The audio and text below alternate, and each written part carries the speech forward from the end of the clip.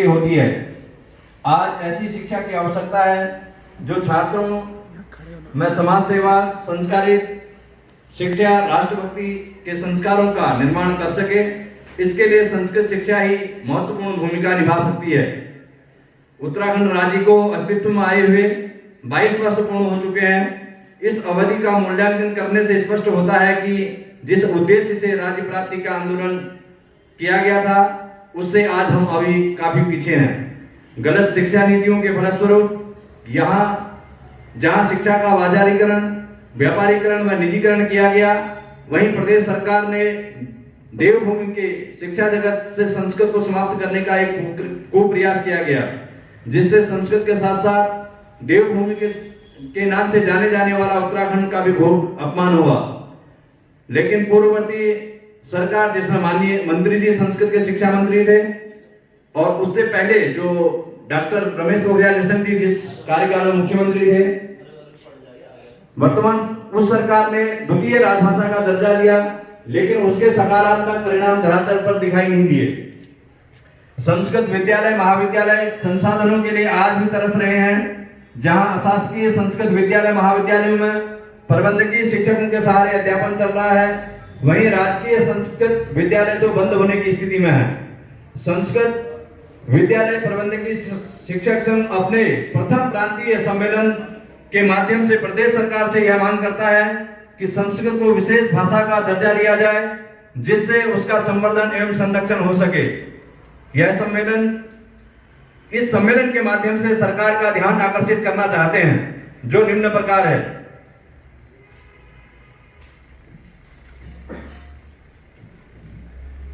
जो पहली डिमांड हमारी 25 मार्च 2021 के शासनादेश के अनुसार 2007, 2009, 2011 की जो परिनियमावली है, उस नियमावली की योग्यताओं के आधार पर 155 संस्कृत शिक्षकों का समायोजन किया जाए।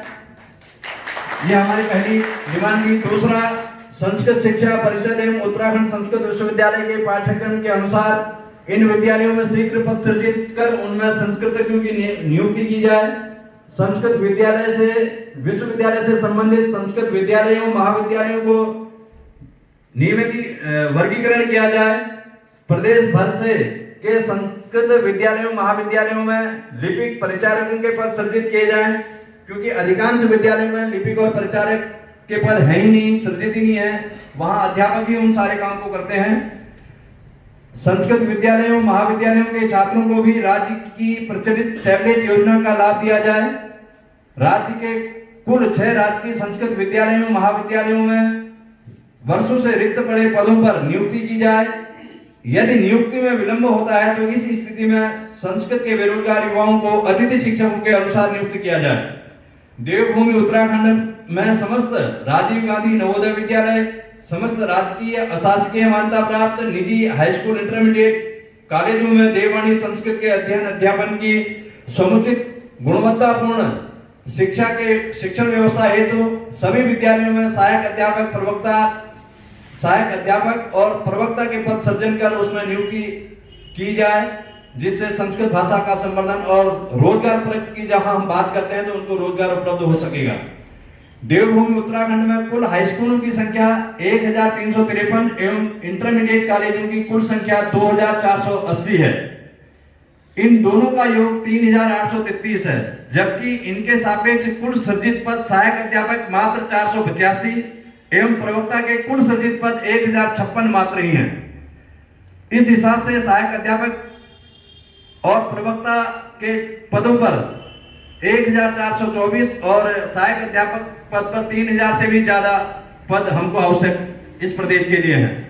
प्रदेश के सभी राजकीय, अशासकीय एवं निजी विश्वविद्यालयों, महाविद्यालयों में संस्कृत विभाग अनिवार्य रूप से संचालित किए जाएं तथा वहां भी संस्कृत के पद सृजित कर परंपरागत योग्यताधारी संस्कृत के आचार्य को शिक्षक भर्ती नियुक्ति में प्राथमिकता दी जाए।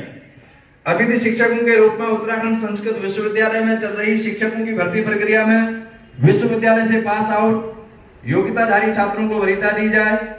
उत्तराखंड संस्कृत विश्वविद्यालय सहित प्रदेश के सभी संस्कृत विद्यालयों, महाविद्यालयों में एनसीसी, स्काउट गाइड की इकाइयों को अनिवार्य रूप से संचालन किया जाए।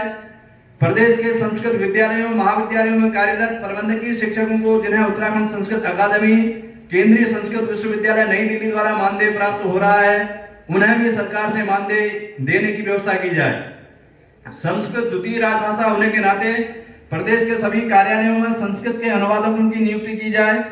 राज्य में प्रदेश की सीमाओं पर संस्कृत भाषा में स्वागत द्वार, तोरण द्वार, रेलवे स्टेशनों, बस स्टेशनों में जो सूचनाएं हैं वो संस्कृत में भी प्रकाशित की जाएं। और हमारे प्रत्येक जिले के जो जिला अध्यक्षों ने, हमारे शिक्षक साथियों ने जो सुझाव रखे हैं, उन सभी सुझावों को इस प्रस्ताव में सम्मिलित करते हुए जो हमारा अंतिम प्रारूप निकलेगा उसमें सभी सुझावों को सम्मिलित किया जाएगा। यदि इस प्रस्ताव से आप सभी लोग सहमत हैं तो ओम के साथ इस प्रस्ताव को पारित करेंगे। मैं ऐसा निवेदन सदन से करता हूं कि ओम ध्वनि के साथ प्रस्ताव को पारित करने का कष्ट करेंगे। आप सभी का बहुत बहुत धन्यवाद। यह प्रस्ताव पारित हुआ और अगले सत्र के लिए मैं संचालक महोदय को आमंत्रित करता हूं। धन्यवाद।